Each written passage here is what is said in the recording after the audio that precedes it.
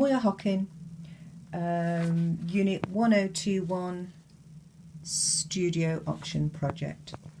I began this project looking at paper engineering and paper folding. I began with the accordion fold, which is a very simple fold but very effective.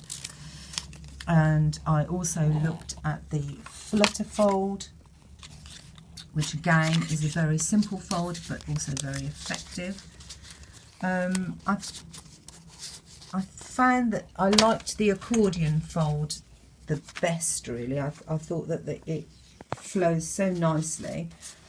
I then looked at the Turkish mat fold, which is quite a simple fold once you know how, but extremely effective.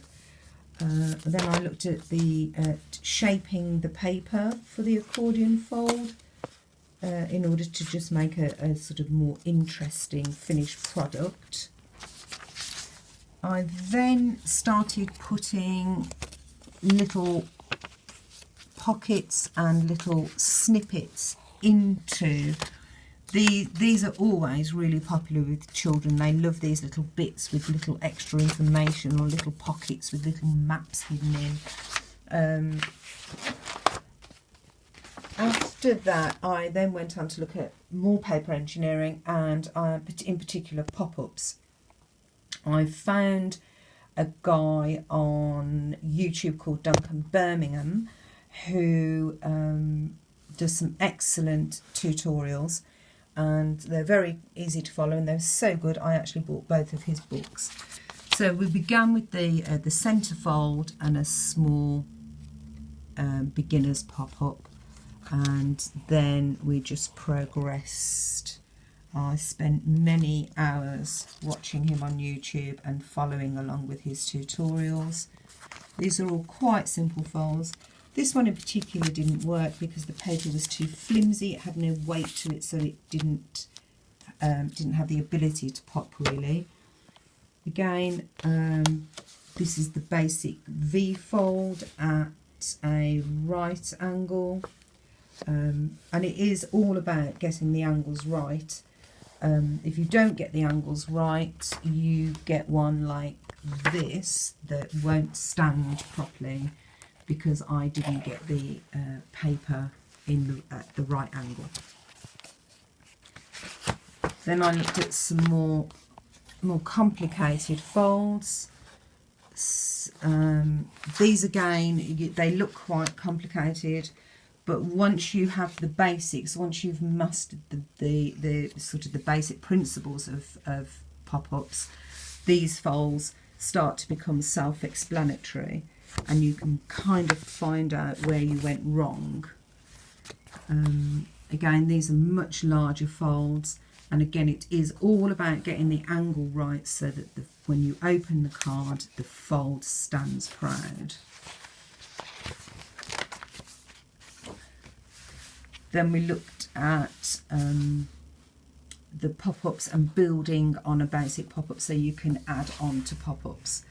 The simple fold allows you to build on this card, and if you get the fold correct, that one is slightly off, very slightly off. It should be a little bit more proud. But if you do get the angle correct, it gives you a very strong platform then to build on for more elaborate pop-up cards. This one worked out loads better because I got the angles right. So as you can see, it stands quite tall and quite proud, and that's because, well, you can see here I got the angle absolutely lined up correctly. Once I'd finished looking at the paper fold, which I must admit I did fall down a little bit of a rabbit hole, I started looking at book making, and I started with a tinsy tiny book with a single hole punctured, tied with a bit of ribbon.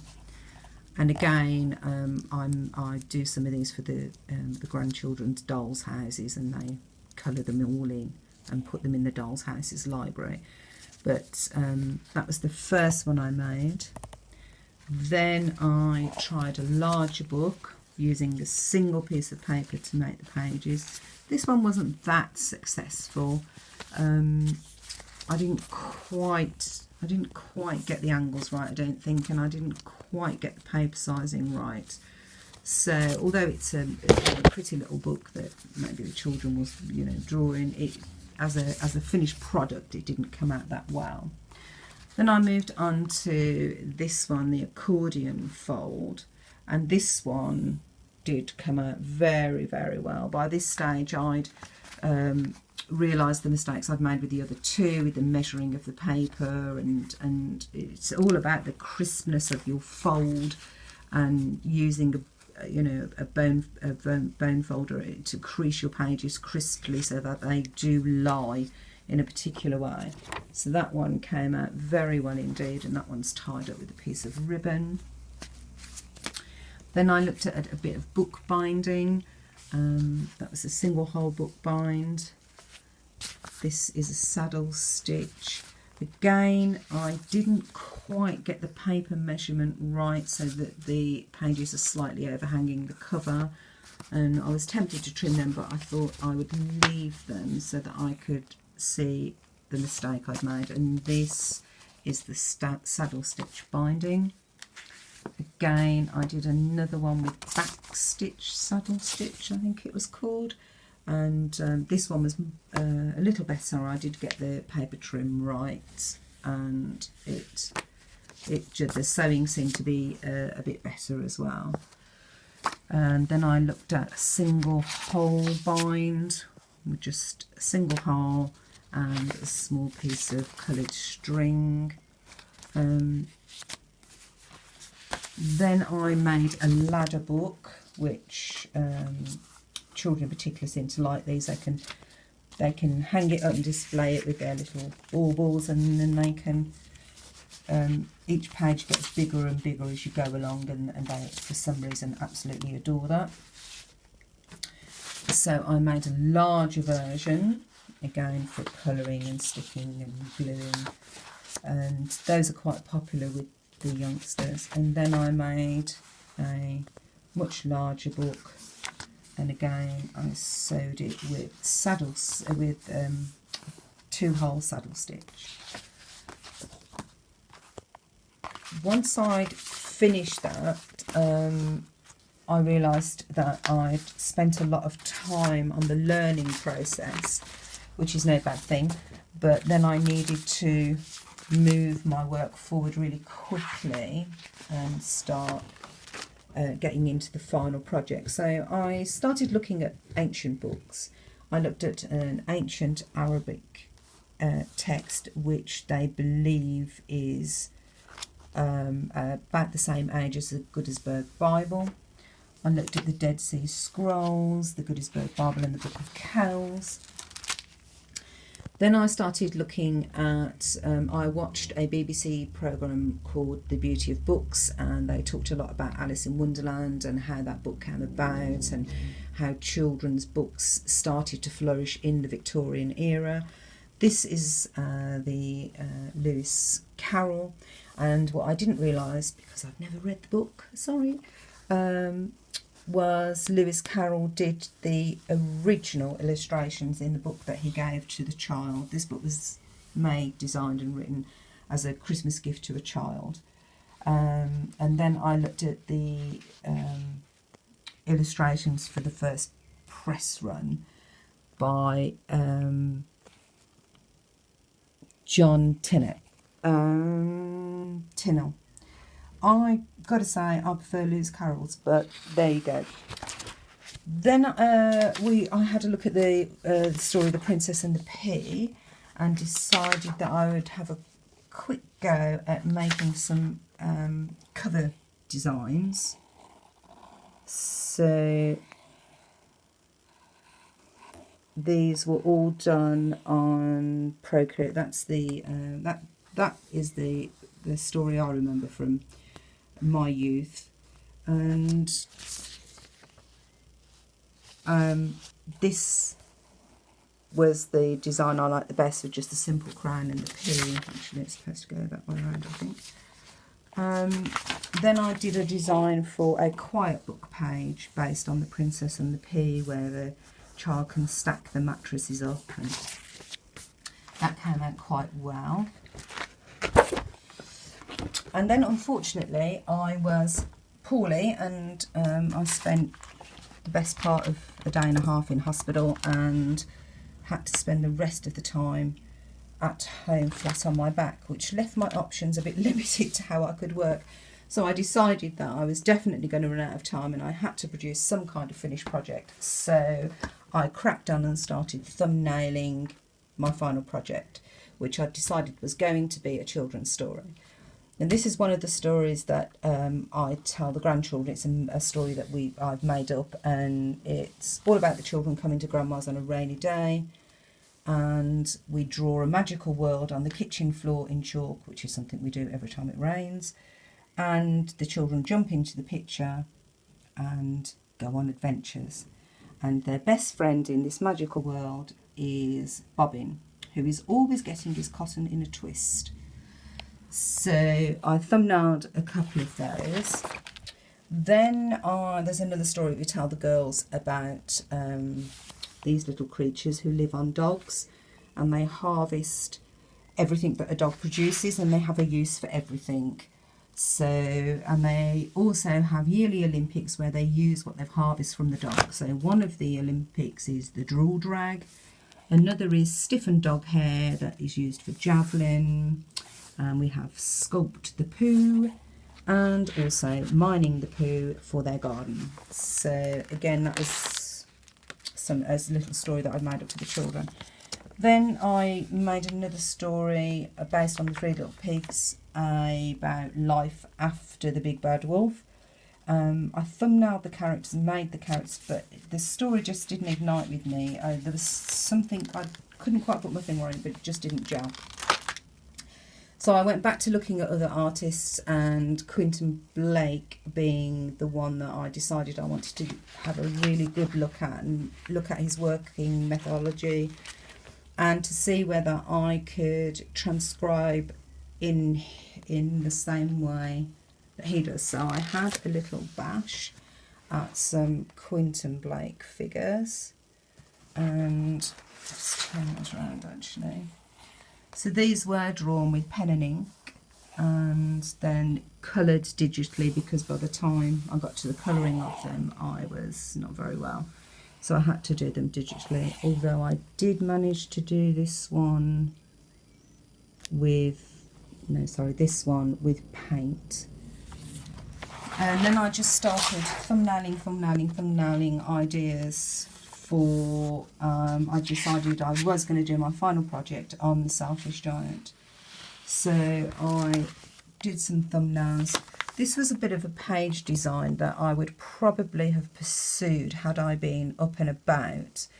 I wanted to make this part of the page a pull-out slide. Again, that would have come back to the paper engineering, so that when the children ran away you could pull it and it would make the children run. Again, some more thumbnails all about the giants, some character design. Again, another thumbnail. I just kept thumbnailing this one because I absolutely love the story, and I felt that if I just kept pushing and thumbnailing, eventually I would come up with the look that I wanted. Unfortunately, that didn't really happen because, as I said, I wasn't great, and I had to revert to digital work. So I then started thumbnailing digitally.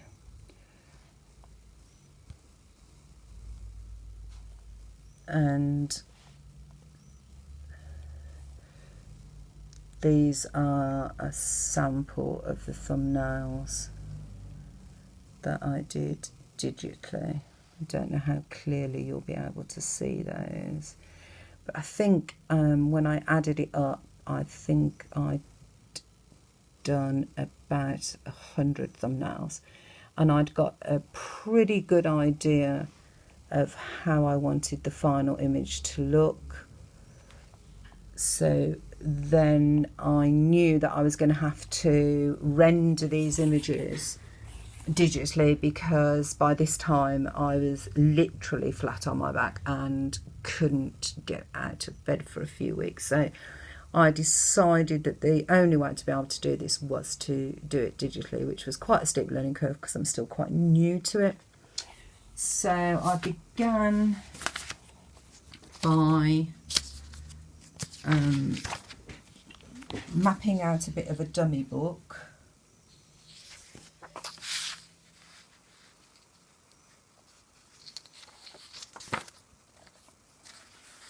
Trying to get into my mind how I wanted the final images to look. Then I rendered them digitally.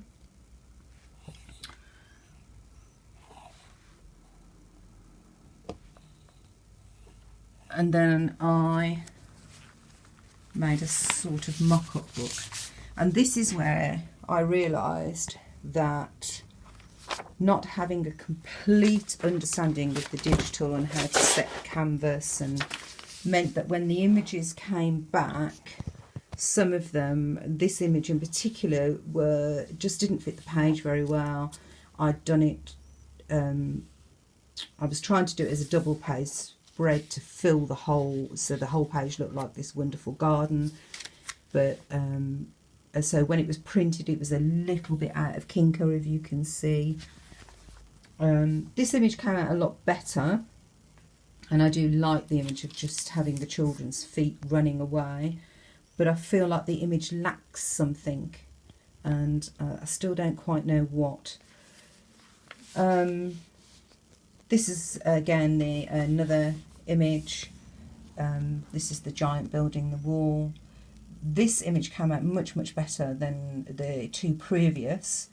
I think I'd got the canvas size right, but it took me 2 days just to do the wall without the figures or anything else, just to do the brickwork. It took 2 days.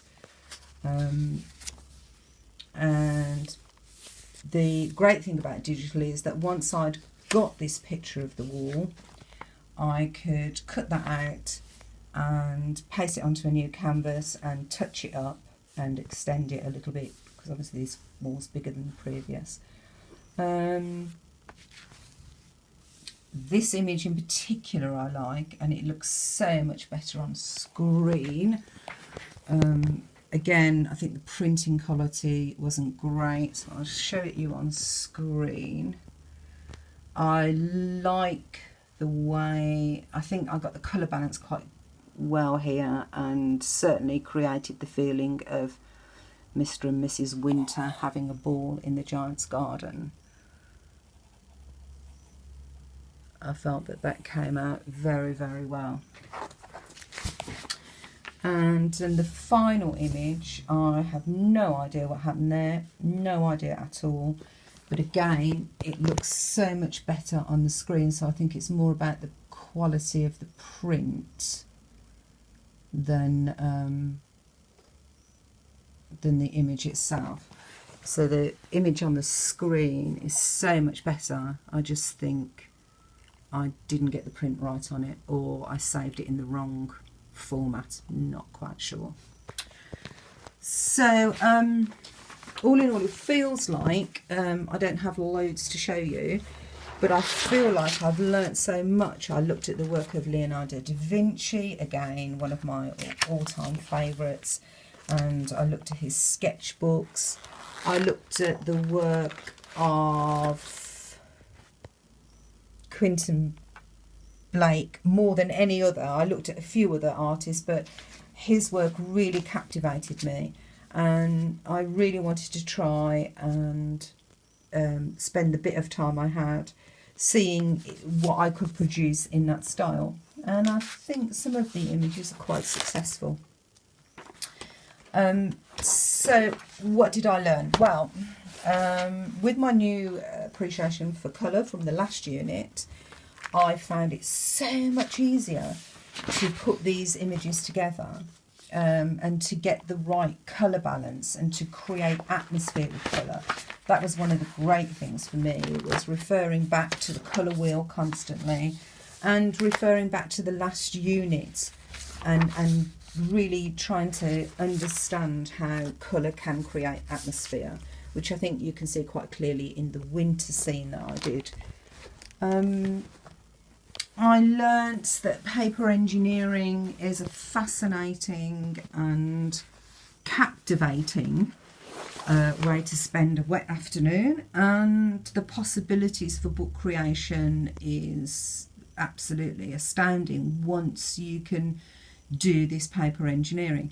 So that's something I'm going to pursue over the summer. I'm definitely going to be doing more paper engineering and looking at how to make the pages of a children's book more interesting. So I'm going to take the work that I've done and then I'm going to apply paper engineering to it and see where that leaves us. I learned really that children's books are incredibly complicated to put together. I looked at, I did a lot of studying on trim sizes and what size standard children's books are, and understanding. I didn't even understand what a trim size was until I did this, so I did a lot of research on that. I feel like this unit has been thoroughly enjoyable, and I've learnt so much, and I'm sure there's a million things I'll think of when I stop this video. So I think finally the last thing for me to say is to thank you, Amy Stanley, for your incredible work under these crazy circumstances.